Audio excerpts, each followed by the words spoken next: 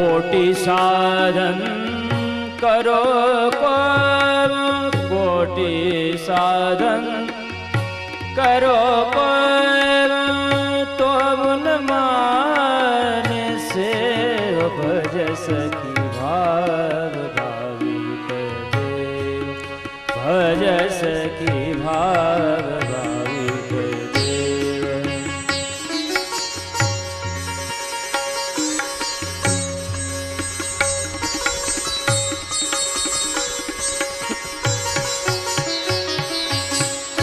धूमकेतु कुमार मार्ग्यो कौन मार्ग नीति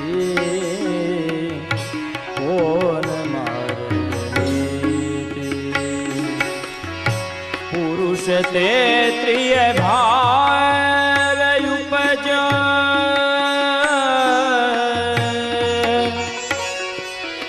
पुरुष तेत्रिय भाव उपज सबे उलट रीत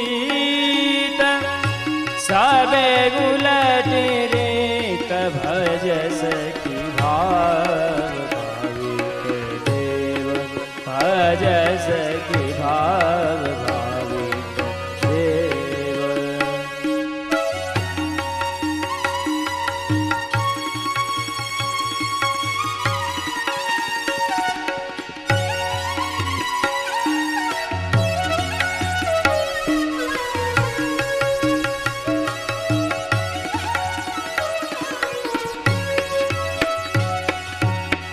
बसन भूषण बसन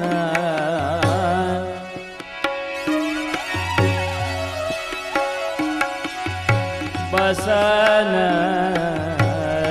भूषण। बोलिए श्री वल्लभाधीश की जय। बसन भूषण पलट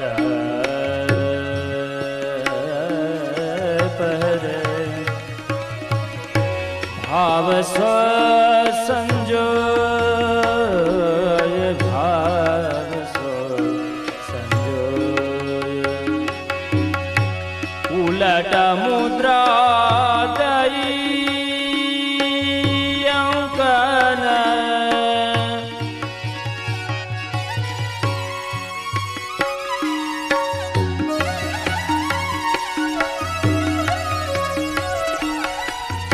उलट मुद्रा दई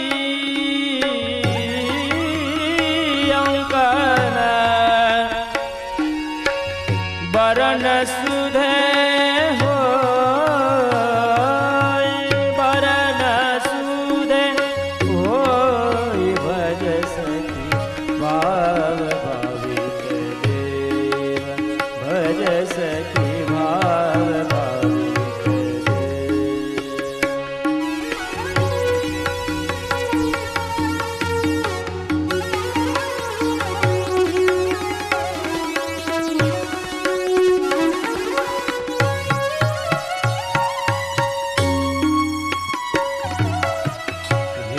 विधि को नेम नाही गीत की पहचान।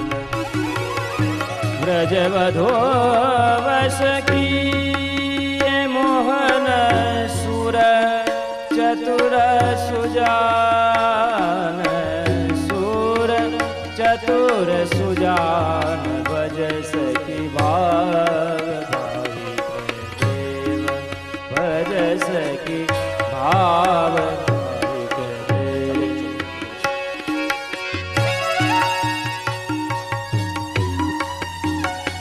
શ્રદ્ધેય પૂજ્ય ચરણ પણ પધાર્યા. સાથે આપણા કાંદિવલીના આજ આપણા સૌના લાડીલા શ્રી શિશિર કુમારજી મહારાજશ્રી પણ અહીંયા પધારી રહ્યા છે. આપણે સૌ તાળીઓથી અને ભાવથી આપનું સ્વાગત કરીએ. અને આપ શ્રી છેલ્લે સુધી અહીંયા બિરાજશે અને આપના આશીર્વચનનો પણ આપણને સૌને લાભ મળશે.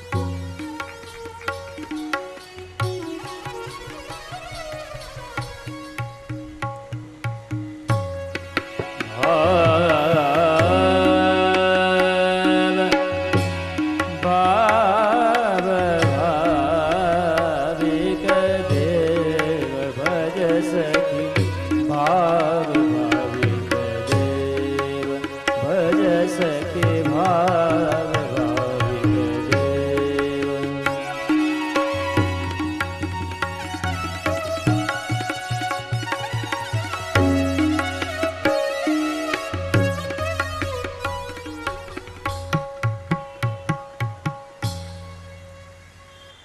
ચોથી આજ્ઞામાં શ્રી હરિરાય પ્રભુચરણે આપણને ભાવ ભાવન કરવાનો પ્રકાર બતાવ્યો. પણ આ ભાવ ભાવન કરવા માટે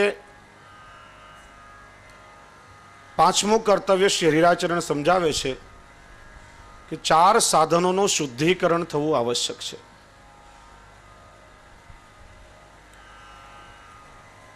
કારણ કે દેહ ઇત્યાદિનું શુદ્ધિકરણ થાય, ચિત્તનું શુદ્ધિકરણ થાય, ત્યારે જીવની અંદર ભગવદાવેશ આવે, ત્યારે ચિત્ત આદિ આપણા અલૌકિક બને ને ત્યારે ભાવ ભાવન જીવ કરી શકે. સૌથી પહેલા કહ્યું દેહનું શુદ્ધિકરણ, બીજું મનનું શુદ્ધિકરણ, ત્રીજું આપણા કુટુંબી આદિ જે પરિકર છે બધાનું શુદ્ધિકરણ, અને ચોથું દ્રવ્યનું શુદ્ધિકરણ. આ 4 સાધનો શુદ્ધ થાય ત્યારે ભાવ ભાવન થઈ શકે છે, અલૌકિક ભાવો પ્રગટ થાય છે.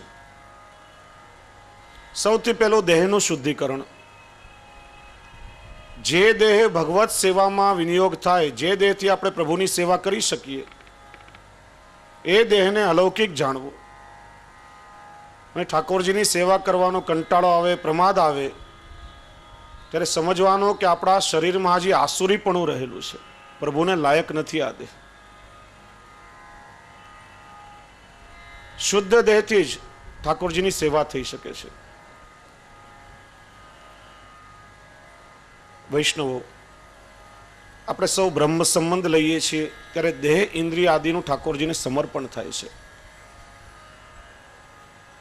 અને એ સમર્પિત થયેલી ઇન્દ્રિયો દ્વારા જો પ્રભુની સેવા નહીં કરીએ અને કેવલ લૌકિક વિષયોમાં એને ડૂબાડી રાખશું તો આસુરાવેશ આવશે અને પ્રભુના સ્વરૂપથી બહિર્મુક્ત આવશે. મુખથી પ્રતિજ્ઞા તો કરીએ છીએ, પણ જીવનમાં એને પાળવી પણ આવશ્યક છે. જેમણે પોતાનો સંપૂર્ણ દેહ પ્રભુને સમર્પિત કર્યો હતો, જેનાથી કેવલ પ્રભુની પ્રસન્નતાનો વિચાર કર્યો હતો. ચાલો આપણે સૌ વ્રજના ગોપીજનો પાસે જઈએ. ગોપીઓ ગોપી શા માટે કહેવાય?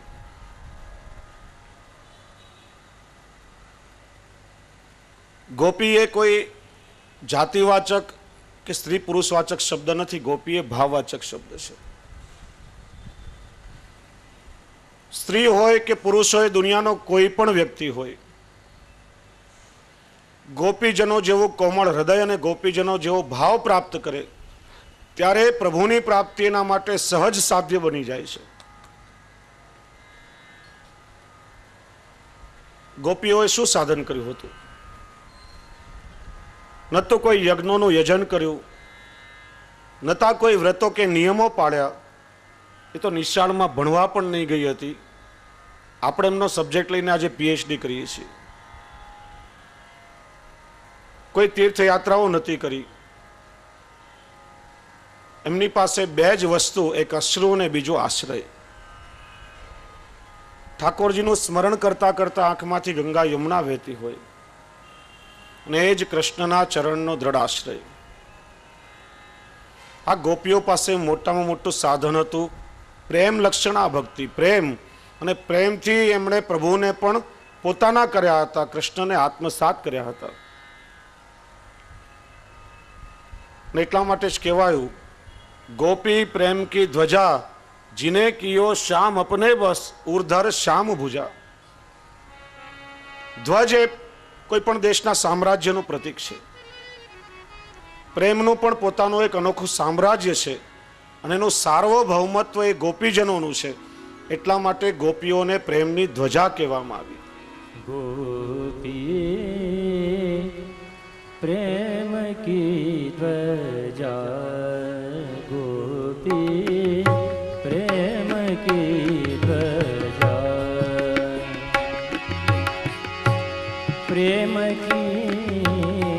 ध्वजा गोपी प्रेम की ध्वजा गोपी प्रेम की ध्वजा गोपी प्रेम की ध्वजा।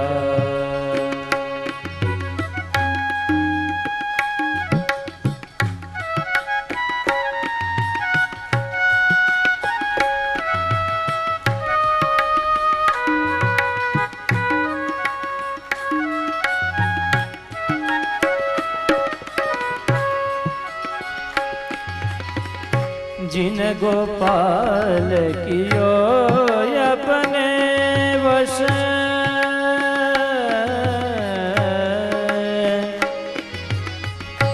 जिन गोपाल कियो अपने वश, पूरधर श्याम भुजा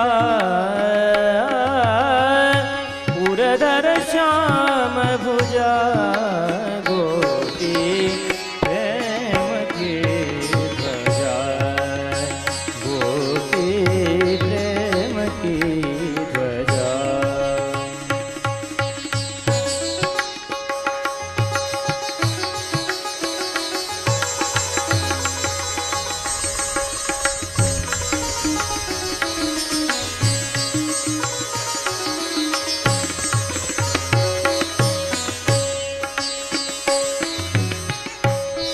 मुनि व्यास प्रशंसा की, ऊधो संत सराहे, ऊधो संत सराहे, ऊधो संत सराहे।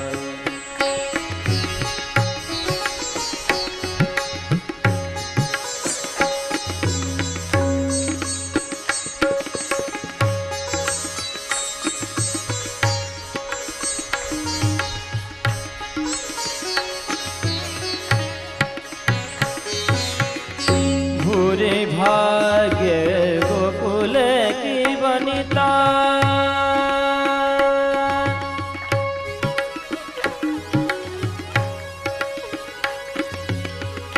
भूरे भाग्य गोकुल की वनिता, अति पुनित भव माही, अति पुनित भव माही गोपी प्रेम की ध्वजा गोपी प्रेम की ध्वजा।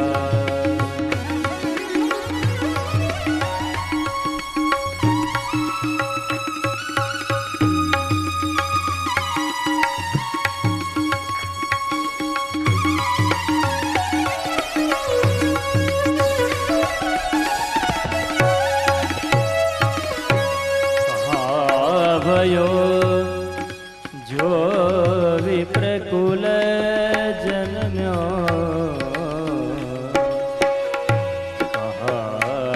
कहाँ भयो जो, कहाँ भयो जो, कहाँ भयो जो विप्रकुल जन्म्यो,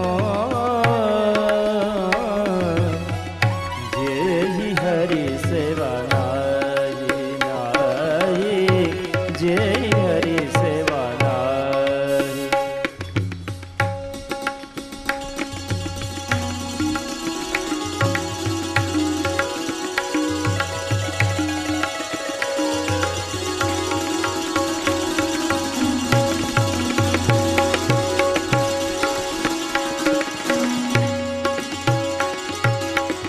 सोई कुलीन दास परमानंद,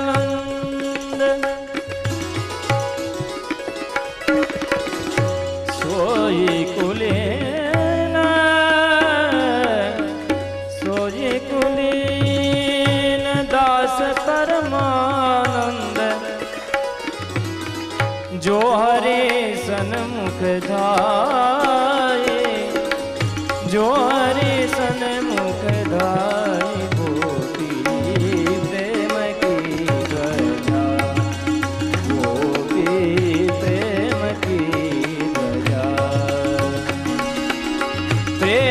की ध्वजा ध्वजा प्रेम की ध्वजा गोपी प्रेम की ध्वजा गोपी प्रेम की ध्वजा गोपी प्रेम की ध्वजा जिन्हें कियो श्याम अपने बस उर्धर श्याम भुजा। ગોપીઓ જેવો પ્રેમ ઠાકોરજીને ક્યારે કોઈએ કર્યો નથી અને કદાચ કરી શકે પણ નહીં. આ ગોપીજનોએ ક્યારે લેશ માત્ર પણ પોતાના સ્વાર્થ માટે પ્રભુ પાસે અપેક્ષાઓ રાખી નથી, પ્રભુ પાસે કામનાઓ કરી નથી.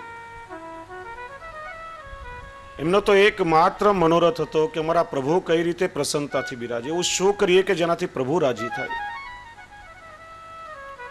અરે અમારા પ્રભુની પ્રસન્નતા માટે કદાચ અમને કેટલું પણ કષ્ટ સહન કરવું પડે તો પણ વાંધો નથી, બસ કેવલ પ્રભુના જ સુખનો વિચાર. શ્રીમદ ભાગવતજીમાં પ્રસંગ આવે છે, નારદજીએ ભગવાન દ્વારકાધીશને એકવાર પ્રશ્ન કર્યો કે ભગવાન આપ દ્વારકાધીશ થયા, 16,108 રાણી પટરાણીઓ, છતાં આપના વ્રજના ગોપીઓને ભૂલતા નથી, એનું કારણ શું? પ્રભુએ કહ્યું, નારદજી એ પ્રેમનો પ્રસંગ છે, તમારું કામ નહીં, કહીશ તો તમને સમજાશે નહીં, સ્વયં અનુભવ કરવો પડશે.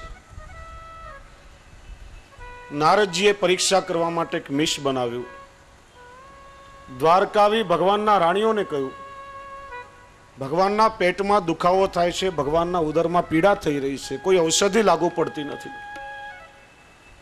છેલ્લો એક માત્ર ઉપાય છે કે તમારા ચરણ ધોઈને ચરણોદક જો ભગવાનને આપો તો પ્રભુની ઉદરની પીડા નિવૃત્ત થાય. ભગવાનની રાણીઓએ કહ્યું કે પ્રભુ અમારા સ્વામી છે, અમે એની દાસીઓ કહેવાઈએ, અમારા ચરણનું જલ જો પ્રભુને દઈએ તો અમને નરકની પ્રાપ્તિ થાય, અમારાથી કેમ થઈ શકે? ખાલી હાથે નારદજી વ્રજમાં આવ્યા, પુનઃ એ જ મિશ મૂક્યું. ગોપીજનોને કહ્યું કે પ્રભુના ઉદરમાં પીડા થાય છે, પરિશ્રમ ખૂબ વધી રહ્યો છે, ખૂબ ઉપાય કર્યા, કેટલાય વૈદ્યોએ આવીને જોયું, કોઈ ઔષધિ લાગુ પડતી નથી. છેલ્લો ઉપાય છે, જો આપના ચરણ ધોઈને જલ પ્રભુને આપવામાં આવે તો જ આ પીડા દૂર થઈ શકે. ત્યારે ક્ષણનો પણ વિલંબ કર્યા વગર ગોપીઓએ પોતાના ચરણ ધોઈને ચરણોદક નારદજીને આપ્યું કે નારદજી હમણાં ને હમણાં જલ લઈ જાઓ, પ્રભુને અરોગાવો. અમારા ચરણનું જલ લેવાથી પ્રભુના જો ઉદરની પીડા દૂર થાય તો અનેક જન્મ પણ ભલે અમને નરકની ગતિ મળે, અમને કંઈ વાંધો નથી. એ બધું કષ્ટ અમે સહન કરવા તૈયાર છે, પણ પ્રભુને પરિશ્રમ ના થવો જોઈએ. અને એટલા માટે શ્રી આચાર્યચરણે કહ્યું, ગોપિકા ગુરવઃ પ્રોક્તા. પુષ્ટિ માર્ગમાં પ્રેમ લક્ષણા ભક્તિના આદર્શ, પ્રેમ લક્ષણા ભક્તિના ગુરુ એ ગોપીજનો છે. એટલે સેવા રીત પ્રીત બ્રજજન કી જનહિત જગ પ્રગટાઈ. વ્રજ ભક્તોની પ્રીતિ અનુસાર ભગવત સુખનો વિચાર કરી આપણે પ્રભુની સેવા કરીએ છીએ. ત્યાં લેશ માત્ર પણ આપણી કામના નહીં હોવી જોઈએ. અને એટલા માટે ગોપીઓના પ્રેમમાં એ તાકાત હતી કે કૃષ્ણને દોરડેથી બાંધે તો પ્રભુ બંધાઈ પણ જતા. આ દુનિયામાં કયો એવો દોરડો છે કે જે ભગવાનને બાંધી શકે? યશોદાજી ભગવાનને દોરડેથી બાંધવા ગયા, દામોદર લીલાનો પ્રસંગ છે. પ્રત્યેક સમયે દોરડું 2 આંગળ ટૂંકું પડતું, કારણ કે હું ભગવાનને બાંધું છું. અહંતા હતી અને સાથે મમતા હતી. અહંતા અને મમતા 2 આંગળનું જ ભગવાન સાથે છેટું છે. પણ યશોદાજી નિસ્સાધન થઈ ગયા ત્યારે પ્રેમના દોરડેથી પ્રભુ બંધાયા છે. એટલે જ ભગવાન કહે છે, જનની જનક બંધુ સુત દારા તનુ ધનુ ભવન સુહૃદ પરિવારા તિનકે મમતા તાગ બટોરી મમપદ મનહી બાંધ બર ડોરી. લૌકિક સંબંધોમાં જે અહંતા મમતા આસક્તિ છે ત્યાંથી સમેટી પ્રેમના સૂત્રમાં પરોવીને જો મને બાંધો તો હું કેવલ પ્રેમના સૂત્રથી બંધાઈ શકું. અને ગોપીઓના પ્રેમમાં એટલી તાકાત હતી કે છછિયાભર છાસ પે નાચ નચાવે. થોડી છાસ માટે કનૈયાના કે લાલો ઉઠો તો છાસ મળે તો પ્રભુ ઠાડા થઈ જાય. કનૈયા અહીં બેસી જાઓ તો છાસ આપું, પ્રભુ ત્યાં બિરાજી જાય. લાલા એમ છાસ નહીં મળે, થોડુંક નૃત્ય કરવું પડશે, નાચો તો તમને છાસ મળે. અખિલ જગતનો અધિપતિ થોડી છાસ માટે આહિરની કન્યા સામે ઠુમક ઠુમક નૃત્ય કરે છે.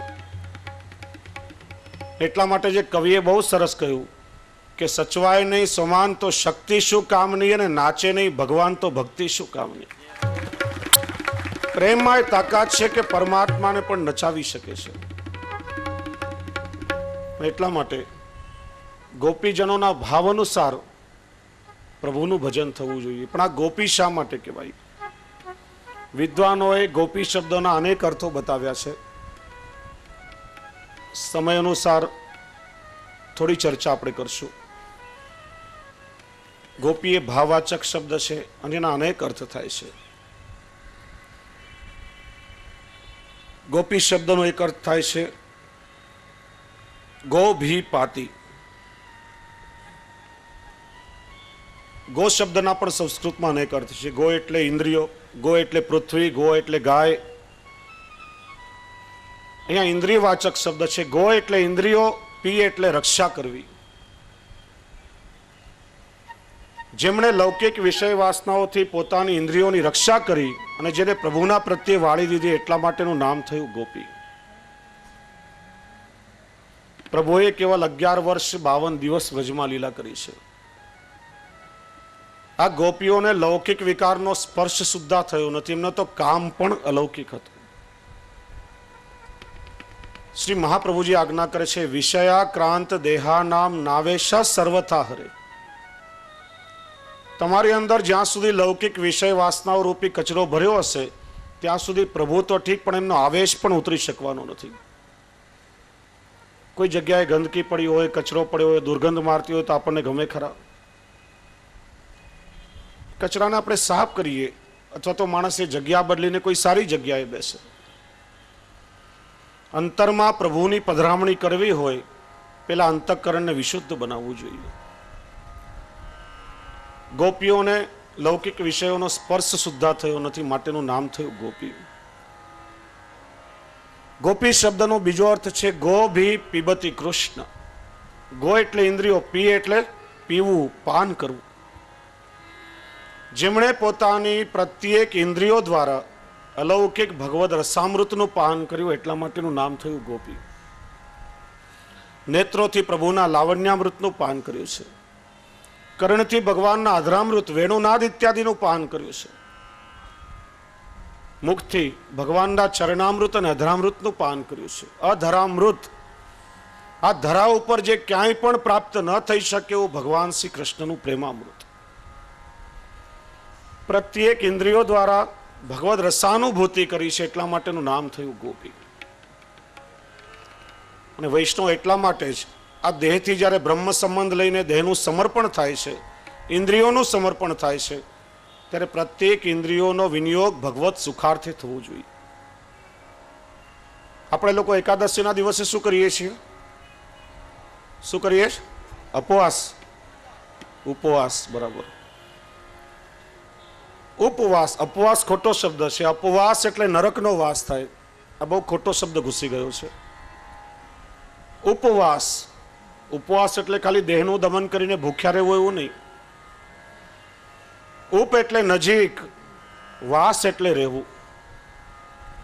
ઉદર પોષણના લૌકિક કાર્યોથી મુક્ત થઈને એકાદશ ઇન્દ્રિયો, 5 કર્મેન્દ્રિયો, 5 જ્ઞાનેન્દ્રિયો અને 11મું આપણું મન, જે ઇન્દ્રિયોનો રાજા, એકાદશ ઇન્દ્રિયો દ્વારા પ્રભુની સન્મુખ રહેવું, પ્રભુની સેવા કરવીનું નામ છે ઉપવાસ. ફલાહાર આદિ કરીએ તો આયુર્વેદનું એક વિધાન છે. આપણે ચર્ચા કરી હતી કે ધર્મશાસ્ત્રમાં વિજ્ઞાન, આયુર્વેદ પ્રત્યેકનો સમન્વય કરવામાં આવ્યો છે. શ્રી ગુસાઈજી પ્રભુચરણે આપણી જે ભોગ પદ્ધતિ છે, પ્રત્યેક સામગ્રી ઋતુ અનુસાર, કારણ કે ઠાકોરજી પછી મહાપ્રસાદ તો આપણે જ લેવાનો હોય છે, ત્યાં આયુર્વેદનો વિચાર કરી આપણી તંદુરસ્તી, શરીરનું સ્વાસ્થ્ય જળવાઈ રહે એ પ્રમાણે આખી ભોગ પદ્ધતિ ઠાકોરજીની બનાવી છે. ત્યારે એકાદશીના આપણે ફલાહાર કરીએ છીએ. એનું કારણ 14 દિવસ હલકો ભારી કઠોર આહાર આપણે લઈએ, એક દિવસ કેવલ ફલાહાર, એનું નામ પણ અત્યારે અપભ્રંશ થયું ફરાળ. સાચો શબ્દ છે ફલાહાર. તુલસી પત્ર પર આવે એટલો ફળોનો આહાર ગ્રહણ કરવું. એક દિવસ જો ભોજન નહીં કરીએ તો પાચન તંત્ર, ડાયજેશન નોર્મલ થઈ જાય અને સારી રીતે આપણે કામ કરી શકીએ. એના બદલે આજે ફલાહારની આખી પરિભાષા બદલાઈ ગઈ. 14 દિવસમાં ન ખાતા પીતા હોય એ બધું એકાદશીના દિવસે ભેગું કરીને, અને બધાનો પર્યાય પણ શોધાયો. ફરાળી ઇડલી, ફરાળી ઢોકળા, ફરાળી ઢોસા, ભાતની જગ્યાએ સામો મોરૈયો, દરેક વસ્તુનો પર્યાય. મૂળ આશય હતો કે માણસનું દરેક પુરુષાર્થ પેટ ભરવા માટે છે. એક દિવસ ઘરમાં ચૂલો પેટાવવાની ઝંઝટ જ નહીં તો મન ખાવામાં નહીં લાગે ને ઠાકોરજીમાં લાગેલું રહે.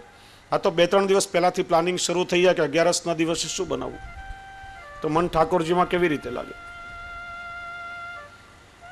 ઇન્દ્રિયોનો વિનિયોગ ભગવત સુખાર્થે થવો જોઈએ. એટલા માટે દયારામભાઈ એક ચંદ્રાવડામાં ખૂબ સુંદર પ્રકાર બતાવે છે. નિરખે નેત્ર નંદલાલને, શ્રુતિ કથા રટે મુખ નામ, નાસિકા સુંગે પ્રેમથી પ્રસાદી પુષ્પ તુલસી દામ. દામ ગ્રહણ કરે કર હરિ સેવા, દોડે ચરણ પ્રભુ દર્શન લેવા. મનથી કરે નટવર છબી ધ્યાન, સર્વાંગે કરે પ્રભુને દંડ પ્રણામ દંડવત.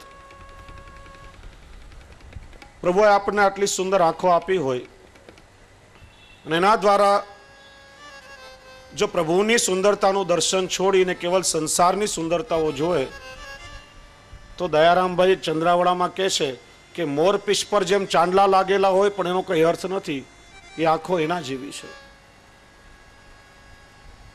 કર્ણ તો રાફડા કહીએ, નેત્ર મોરપીંછ સમાન. જીન હરિ કથા સુની નહીં કાના, શ્રવણ રંધ્ર અહીં ભવન સમાન. પ્રભુનું ગુણગાન છોડીને કેવલ વિષયની વાતોનું શ્રવણ કરે, એના કાનમાં વિષયના વિષ દરરોજ વાસ કરતા હોય. એવા કાન રાફડા જેવા છે. અને જો નહીં રટે રામ ગુણ ગાના, સો જીએ દાદુર જીએ સમાના. પ્રભુનું નામ છોડીને લૌકિક બબડાટ કરે, જીભ દેડકાની જીભ જેવી છે, જેમ ડ્રાઉ ડ્રાઉ કર્યા કરે, એના બોલવાનો કઈ અર્થ હોતો નથી. એટલે હું ઘણીવાર આનંદથી કહેતો હું, પ્રભુએ આ સુંદર નેત્રો આપણને આપ્યા હોય, જે નેત્રોથી પ્રભુના શ્રી વિગ્રહના દર્શન થાય એને નયન કમળ કહેવાય. લૌકિક સુંદરતાઓ જોઈને આંખ કહીએ, પણ કોઈ મંથરાની આંખ ઊંચી થાય ને રામને 14 વર્ષ વનવાસ લેવો પડે તો આપણી ભાષામાં કાઠિયાવાડમાં એને ડોળા કહેવાય. મોટા મોટા ડોળા શું ફાડે છે, કોઈને નજર લાગવાની બીક લાગી જાય.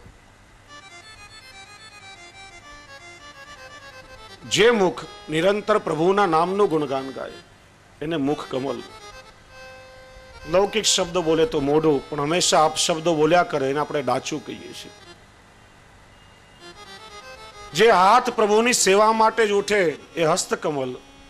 વસ્તુ અહીંથી ઉપાડીને ત્યાંથી બીજે ક્યાંય મૂકે ને આપણે હાથ કહીએ. પણ કેવલ બીજાના મારવા માટે જ ઉઠતા હોય તો પછી હથોડા કહેવાય.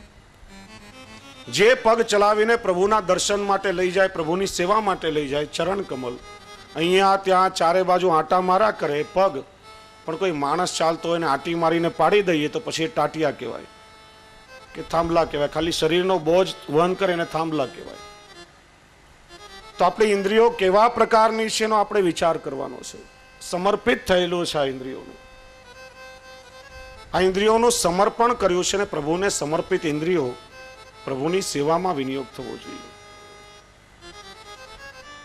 અને આ ઇન્દ્રિયોના વિષય માટે સૂર્ય અસ્ત થવા લાગે, સાંજે કમળનું ફૂલ બીડાય, ભમરો વિચારે કે હજી થોડી વધારે સુગંધ લઈ લેવા દે ને, પણ પેલું કમળનું ફૂલ બીડાઈ જાય ને ભમરો એમાં કેદ થઈ જાય. જે ભમરામાં લાકડાને કોતરવાની તાકાત રહેલી છે, લાકડામાં કાણું પાડી શકે, પણ કોમળ કમળને કોતરીને બહાર નીકળી શકતો નથી, કારણ કે એમાં આસક્તિ રહેલી છે.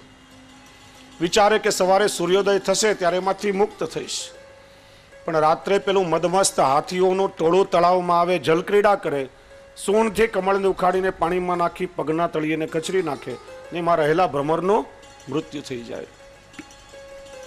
આ ગંધ સુખના વિષયને સંતોષવા જતા ભ્રમરનું મૃત્યુ થાય છે. ત્રીજો વિષય છે શ્રવણ સુખનો વિષય. શિકારી હરણને પકડવા માટે ઝાડ બિછાવે, પછી નજીકમાં ક્યાંય સંતાઈ અને મીઠો મધુરો સારંગ રાગ છે. હરણને સારંગ રાગ ખૂબ જ પ્રિય છે. સારંગ રાગથી હરણનું આકર્ષણ થાય, હરણ ખેંચાઈને નજીક આવે, શિકારીની ઝાડમાં સપડાય અને છેવટેનું મૃત્યુ થાય છે. આ કાનના વિષયને સંતોષવા જતા હરણ એના પ્રાણ ખોઈ નાખે છે. ચોથો વિષય છે સ્પર્શ સુખનો વિષય.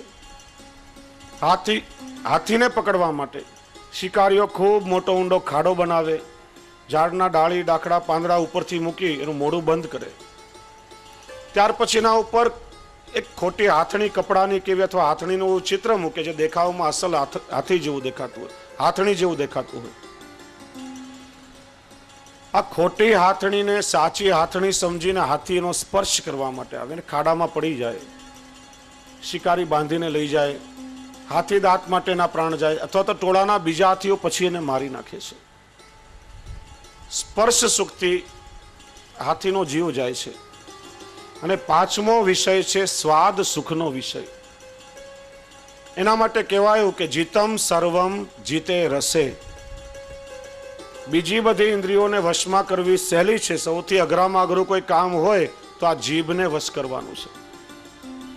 એના પણ 3 નામ: રસેશ્વર રસરાજ ભગવાન શ્રી કૃષ્ણના ગુણગાન ગાયનું નામ રસના, સાચું ખોટું બોલીનું નામ જીભ, અને ત્રીજું કનિષ્ઠ નામ છે લૂલી, હાડકા વગરની. 2 જ કામ, વાદ કરવો અને સ્વાદ ચાખવો, ત્રીજું કામ એને આવડતું જ નથી.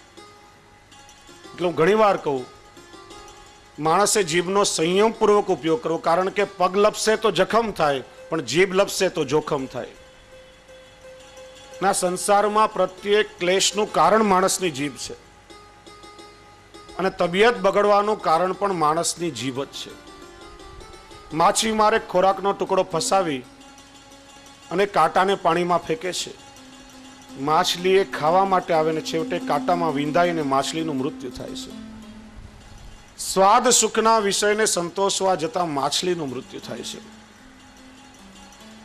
5 પ્રાણીઓ એવા છે કે એક વિષયને સંતોષવા જતા એક પ્રાણીનું મૃત્યુ થાય છે. તો આ માનવી એવો પ્રાણી છે કે 5 વિષયોને એક સાથે ભોગવવાની ક્ષમતા એની અંદર રહેલી છે. માનવીની કેવી દશા થઈ શકે? એટલા માટે ઇન્દ્રિયોને કેવલ વિષયોમાં ડૂબાડી નહીં રાખતા, આ બધા વિષયો છોડી ને જીવ જો ભગવદાસક્ત બની જાય ને પ્રભુની સેવામાં એનો વિનિયોગ કરાવે, ત્યારે ઇન્દ્રિયોનું સાચું સમર્પણ છે. અને ગોપીજનોએ જે રીતે પ્રભુને લાડ લડાવ્યા, એ રીતે પોતાના દેહથી પ્રભુને લાડ લડાવીએ ત્યારે આપણો આ દેહ દૈવી દેહ બને છે, પ્રભુને લાયક બને છે. ગોપી શબ્દનો ત્રીજો અર્થ થાય છે ગોભી પાતી, ગોપનશીલા. ગોપીજનો નિત્ય સિદ્ધા હતા, નિત્ય પ્રભુની લીલાઓનો અનુભવ એમને થતો હતો. વિવિધ લીલાઓ, માખણ ચોરી આદિ લીલાઓનો મિશ બનાવી અને પ્રભુ નિત્ય ગોપીઓના ગ્રહે પધારતા હતા. માખણ ચોરી કરવા, ક્યારેક કોઈ લીલા, ક્યારેક કોઈ લીલા. પ્રત્યેક ગોપીજનોને નિત્ય પોતાના ગ્રહમાં ઠાકોરજીનો પ્રત્યક્ષ અનુભવ હતો. છતાં ગોપીજનોએ પોતાના ભાગ્યના વખાણ બીજા પાસે કર્યા નથી. પોતાના હૃદયનો ભાવ પોતાના હૃદયમાં જ ગોપ્ય રાખ્યો છે, એટલા માટેનું નામ થયું ગોપી. પ્રભુ કૃપાળુ છે, અનેક પ્રકારે પોતાના ભક્તો પર કૃપા વિચારી અને સ્વરૂપાનંદનો અનુભવ કરાવે છે. પણ જ્યારે જ્યારે કોઈ ભક્તને પ્રભુની કૃપાનો કે સ્વરૂપનો અનુભવ થાય છે, ત્યારે એની અવસ્થા એટલી વિલક્ષણ હોય છે, એ પ્રભુના સ્વરૂપાનંદમાં મગ્ન બની જાય છે ને પોતાનો ભાવ બીજા પાસે બણગા ફૂંકવાની કઈ જરૂર રહેતી નથી. આપણા ગ્રંથોમાં કહ્યું છે, 2 જણ પાસે કોઈ વસ્તુની સમજણ નહીં પડે કોઈ પ્રકારે, તો 2 જણ પાસે હૃદયનો ભાવ વ્યક્ત કરી શકાય. એક આપણા સમભાવવાળા ભગવદીય વૈષ્ણવ, એમની પાસે હૃદયનો ભાવ વ્યક્ત કરશું તો ભાવનું પોષણ થશે. અને નહીં સમજ પડે તો આપણા આચાર્ય, આપણા ગુરુદેવને વિનંતી કરી એમની પાસે ભાવ વ્યક્ત કરવો. પણ આ જગતમાં ગમે તેવા લોકો સામે ભાવ જો આપણે વ્યક્ત કરશું તો કહ્યું છે ને કે પ્રગટ કીએ રસ જાય, ભાવનું પોતનું થઈ જશે. અને જગતમાં લોકો એવું કહેશે પણ ખરા કે આ ગાંડો થઈ ગયો છે, ખસી ગયું લાગે છે. કારણ કે લૌકિકમાં ઘણી વખત આપણને એવો પ્રકાર જોવા મળે છે, અનેક લોકોના મોઢે પોતાની વાતો સાંભળીએ, અરે મને તો નિત્ય ઠાકોરજીના વેણુનો નાદ શ્રવણ થાય છે. કોઈ કહેશે કે દરરોજ ઠાકોરજી મારી સાથે આવીને બોલે છે.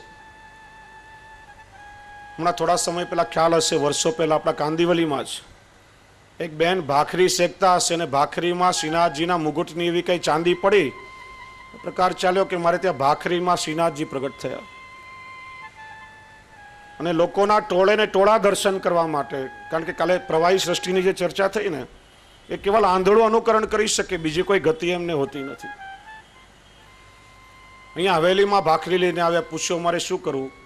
કોઈ ભાઈ જ્યારે શ્રીનાથજીનો ભાવ પ્રગટ કર્યો છે તો વ્રજમાં જઈને જમનાજીમાં પધરાવો, બીજું કંઈ થઈ શકે નહીં. અહીંયા પણ 4-5 હજાર માણસની લાઈન દર્શન કરવા માટે લાગી.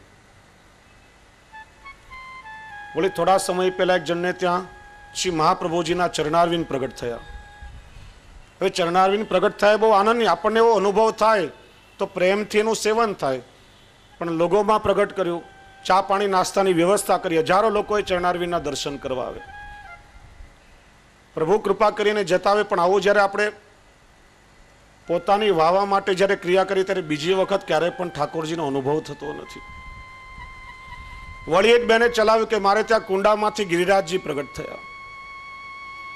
મેં વિચાર્યું કે ઠાકોરજીને આજકાલ પ્રગટ થવા માટે એવા ભક્તોના હૃદય તો રહ્યા નથી, એટલે ભગવાનને પેલા તવા ઉપર ગરમ ભાખરીમાં કે ક્યારેક ભીત ઉપર કે ક્યારેક કુંડામાં પ્રગટ થવું પડે છે. વૈષ્ણવો, પ્રભુને પોતાના ભક્ત માટે કોઈ પણ સ્વરૂપે પ્રગટ થવામાં વાંધો જ નથી. કેમ કે સર્વમ ખલ વિદમ બ્રહ્મ, આ જગતનો કણનો નામરૂપનો વિસ્તાર સમગ્ર બ્રહ્મમય છે. દરેક વસ્તુ બ્રહ્મ સ્વરૂપે બિરાજે છે. પ્રભુ પોતાના ભક્તને માટે કોઈ પણ સ્વરૂપે પ્રગટ થઈ શકે છે. પ્રહલાદજી માટે ભગવાન નરસિંહ બનીને થંભમાંથી પ્રગટ થયા છે. અર્જુન માટે ભગવાને વિરાટ સ્વરૂપ ધારણ કર્યું, તો વામનજી પણ ભગવાન બલિરાજા માટે થયા છે. વૃંદાનો ઉદ્ધાર કરવા માટે વૃંદાને તુલસી બનાવી અને એના માટે ભગવાન પથ્થર સ્વરૂપ શાલિગ્રામ સ્વરૂપે બની ગયા છે. પોતાના ભક્તને માટે કોઈ પણ સ્વરૂપ ધરવામાં ભગવાનને વાંધો નથી, પણ એવી ભાવનાઓ કરવાના બદલે પ્રભુને તમારા હૃદયમાં પ્રગટાવો, તમારું જીવન નંદ મહોત્સવ બની જશે.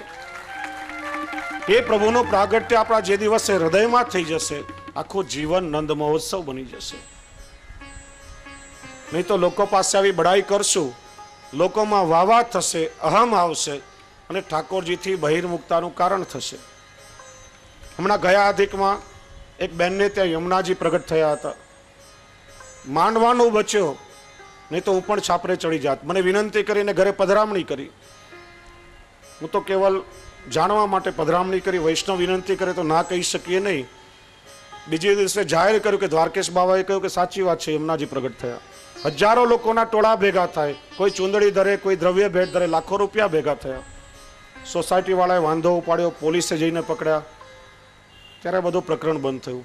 ત્યારે ખબર પડી કે પહેલા પણ કંઈક એવો પ્રકાર થયો તો એમણે એવું ચલાવ્યું કે ઠાકોરજી પલનામાંથી ચાલતા ચાલતા મારા ખોળામાં આવીને બિરાજે મલાડમાં. અને પછી લોકો પાસે કે મારા ઠાકોરજી તો ઈચ્છા છે કે તમારા ઘરે પધરામણી આવવું છે, ને વૈષ્ણવ પાછી પધરામણી કરાવે પણ ખરા.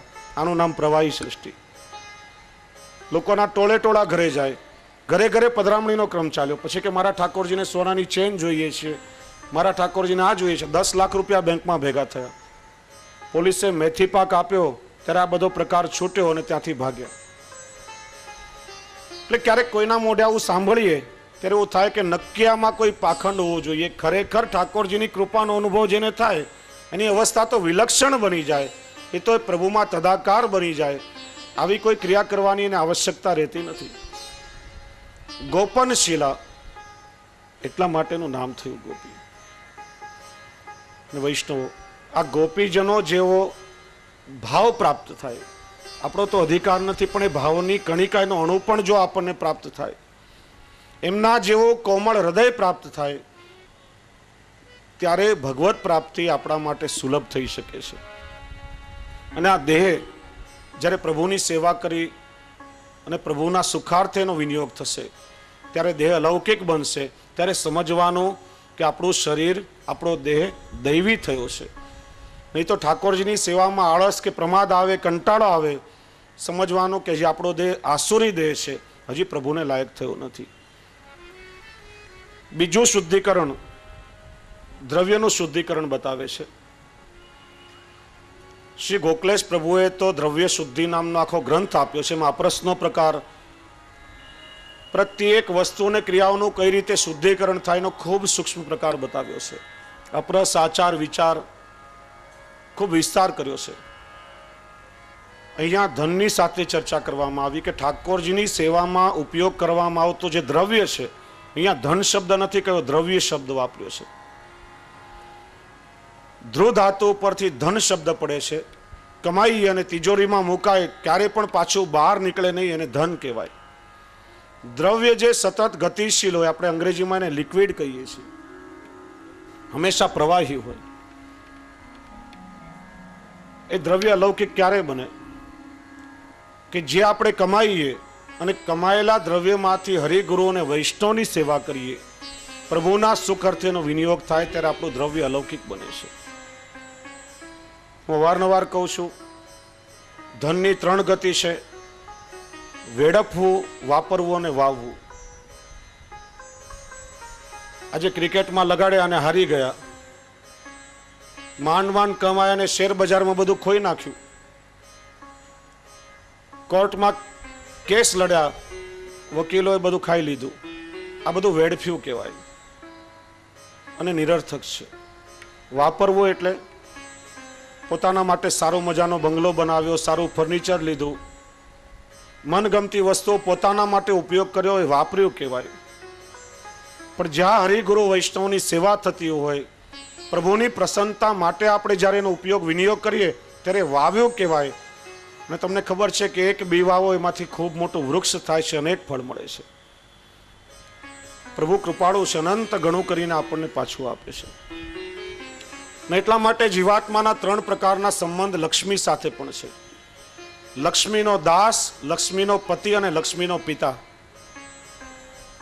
લક્ષ્મીનો દાસ કેવલ લક્ષ્મીની પાછળ પાછળ ફર્યા કરે, એને વિવેક હોતો નથી કે એનો ઉપયોગ કઈ રીતે કરવો. કેવલ કમાવું અને વેડફવું 2 જ ગતિ હોય. લક્ષ્મીનો પતિ, પત્નીનો પોતાના ઉપભોગ માટે ઉપયોગ કરે છે, કેવલ પોતાના સ્વાર્થ માટે ઉપયોગ કરે લક્ષ્મીનો પતિ. અને પિતા કોઈ પણ પોતાની દીકરીને ગમે તે હાથ પકડાવીને મોકલી દેતો નથી. આપણે સારું ખાનદાન જોઈએ, સંસ્કાર જોઈએ, યોગ્ય મૂર્તિઓ જોઈને દીકરીને આપણે વરાવીએ છીએ. એમ કોઈ જગ્યાએ અલૌકિક રૂપમાં આપણા દ્રવ્યનો વિનિયોગ કરાવે, લક્ષ્મીનો પિતા કહેવાય છે. અને એટલા માટે કોઈ પણ જગ્યાએ પ્રભુના માટેનું કોઈ ભગવત કાર્ય થતું હોય, ત્યારે આપણા દ્રવ્યનો વિનિયોગ ચોક્કસ આપણે કરાવવો જોઈએ. નહીં તો ધનમાં કેવલ આપણી મતિ અને ગતિ રહેશે તો એ ધન કંઈ ઉપયોગમાં આવી શકવાનું નથી. કોઈ સદકાર્ય થાય ત્યારે વિચાર નહીં કરવો, વિલંબ નહીં કરવો, તત્ક્ષણ આપણે વિનિયોગ કરાવવો જોઈએ. નહીં તો આપણે ત્યાં એક વાર્તા આવે છે કે એક જગ્યાએ કથા ચાલી રહી હતી અને કોઈ સામાજિક કાર્ય માટે કથા હશે, ત્યારે કથામાં ફંડ ફાળો પણ થતો હતો. પેલા કાર્યકર્તાઓ જોડી લઈને નીકળ્યા હતા, યથાશક્તિ પોતાનું ધન એમાં મૂકી રહ્યા હતા. કોઈ 50ની નોટ, કોઈ 100ની નોટ, જે પોતાની શક્તિ પ્રમાણે મૂકે. એક માણસ કથામાં બેઠવા જોતો હતો, હું પણ આવ્યો છું, બધા મૂકી રહ્યા છે, મારી પણ ફરજ છે.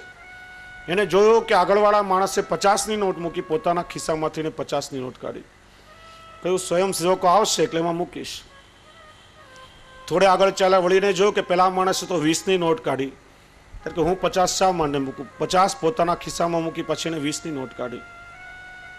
વળી એને જોયું આગળવાળા માણસે તો ખાલી 5ની નોટ જ મૂકી છે, હું 20 રૂપિયા શા માટે બગાડું? એમ કરતા કરતા છેવટે 1 રૂપિયાનો સિક્કો પોતાના હાથમાં મૂકી પકડ્યો કે આ લોકો હમણાં આવશે ત્યારે રૂપિયાનો સિક્કો મૂકી દઈશ. પેલા સ્વયંસેવકોને આવતા વાર લાગી.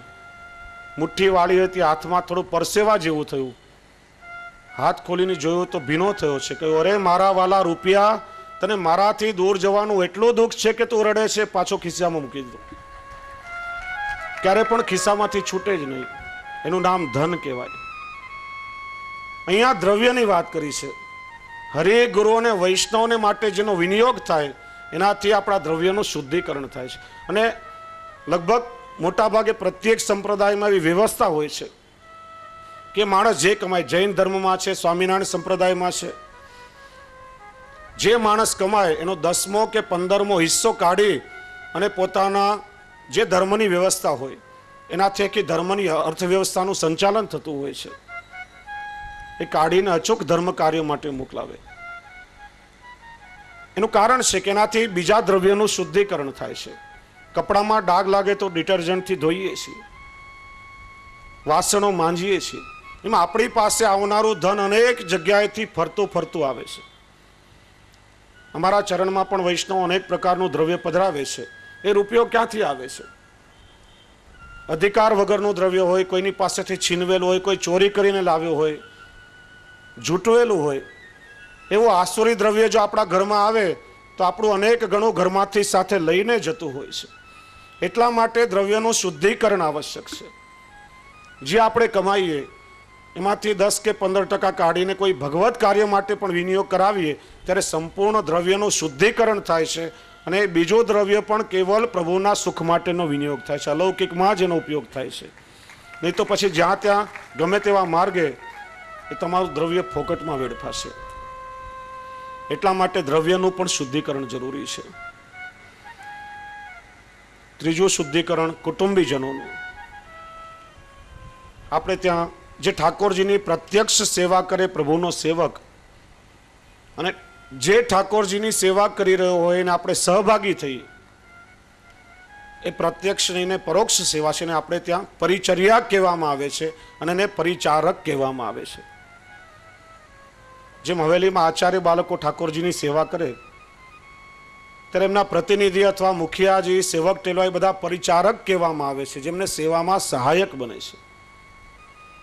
આપણે ઠાકોરજીની સેવા કરીએ ત્યારે આપણા કુટુંબીજનો પણ ઠાકોરજીની સેવામાં સહાયક થઈને કૃતકૃત્ય બની જાય છે. શ્રી મહાપ્રભુજી સમજાવે છે કે જે આપણા કુટુંબીજનો સ્નેહથી પ્રભુની સેવામાં પ્રવૃત્ત થાય તો સમજવાનું કે બધા દૈવી છે. પરાણે કોઈને સેવા કરવાનું નહીં કહેવું. જો સેવા કરવાની ના પાડશે તો પ્રભુની સેવાનો ના પાડવાનો અપરાધ એને પણ લાગશે ને આપણને પણ લાગશે. સ્વેચ્છાએ સેવામાં પ્રવૃત્ત થાય ને દૈવી જાણવા, અને સેવામાં જેનું મન ન હોય ને આસુરી જાણવા, પણ સ્વયં જાતે ઠાકોરજીની સેવામાં પ્રવૃત્ત થઈ જવું. એટલા માટે બ્રહ્મ સંબંધ આપણે પરિવાર સાથે લઈએ છીએ. પરિવાર સાથે ઠાકોરજીની સેવામાં પ્રવૃત્ત થવું જોઈએ. અને વડીલોએ પણ આગ્રહ રાખવો કે ઘરમાં આપણા નાના બાળકો છે, જે પણ આપણા પરિવારના સભ્યો છે, એમને સાથે સાથે ઠાકોરજીની સેવામાં હાથ પવિત્ર કરવા માટે લાવવા જોઈએ. નાનપણથી એ સંસ્કાર આપવા જોઈએ. આજે આપણી મનોદશા શું છે? બાળક નાના હોય એમને સેવા કરવાની જિજ્ઞાસા થાય, મોટાઓને જોઈ જોઈને બાળકો શીખે, એનાથી સંસ્કાર મળે. નાના બાળકો નજીક આવે, ચલ ભાગ અહીંથી, હમણાં તારું કામ નથી, દૂર હટ અહીંથી, એ કાયમને માટે દૂર હટી જશે. ક્યારે પણ પ્રભુની સેવામાં મન નહીં લાગે. બાળકોને સંસ્કાર આપો. પરિવારના દરેક સદસ્ય પાસે ઠાકોરજીની સેવામાં હાથ પવિત્ર કરાવો. એક વ્યક્તિ ઠાકોરજીની જે આપણે માળા કરી રહ્યા હોઈએ એ સેવા, અને માળા કરવા માટે ફૂલ ઝાડમાંથી ચૂંટી આવે, બહારથી લઈ આવે, તો એ સેવા નહીં ને પરિચર્યા કહેવાય. સેવકની આપણે અનુકૂળ થઈએ, પ્રભુની પરિચર્યા કહેવાય. બેન ઘરમાં ઠાકોરજીની સેવા કરતા હોય અને સેવામય સંસાર ચલાવવા માટે જે દ્રવ્યની જરૂર છે એ ભાઈ કમાઈને લાવે તો એ પણ પ્રત્યક્ષ નહીં ને પરોક્ષ સેવા જ કહી શકાય, કે જેનાથી આપણે સેવામય સંસારનું વહન કરીએ છીએ. તો એ રીતે જે આપણા કુટુંબીજનો છે, પરિવારના સદસ્ય છે, એ પણ પ્રભુની સેવામાં હાથ પવિત્ર કરીને કૃતકૃત્ય બની જાય છે, એમનો પણ ઉદ્ધાર થાય છે. માટે એમનું પણ શુદ્ધિકરણ આવશ્યક છે. અને ચોથું શુદ્ધિકરણ, મનનું શુદ્ધિકરણ, એ ખૂબ વિસ્તારથી આવતીકાલે આપણે એની ચર્ચા કરશું. આજના સત્રનો અહીંયા વિરામ કરીએ. પણ આપણે સૌ ખૂબ ભાગ્યશાળી છીએ કે આપણા શિક્ષાપત્રના સત્રમાં દરરોજ એક એક વલ્લભકુલના આચાર્ય બાળકો પધારી રહ્યા છે અને કાંદિવલીના બળભાગી વૈષ્ણવોને આશીર્વાદ આપી પોતાનું કૃપા વર્ષણ કરી રહ્યા છે. પૂજ્ય દાદાશ્રી તો ખૂબ કૃપાવૃષ્ટિ કરી નિત્ય અહીંયા બિરાજે છે.